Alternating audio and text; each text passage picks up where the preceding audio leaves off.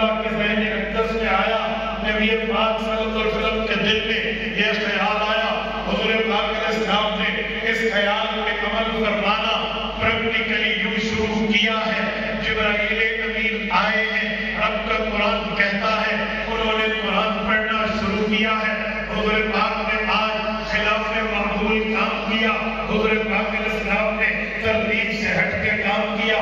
پہلے ترتیب تو یہ تھی جبرائیل کی تلاوت مکمل ہوتی، حضور پاک پڑھ لیتے، آج مکمل ہونے کا مرحلہ نہیں آیا، حضور پاک نے مکمل کر کے نہیں دیا، ابھی تلاوت جاری تھی، پیغمبر نے دہرانا شروع فرما لیا، رسالت پاک علیہ السلام نے اس کو پڑھنا شروع فرما لیا۔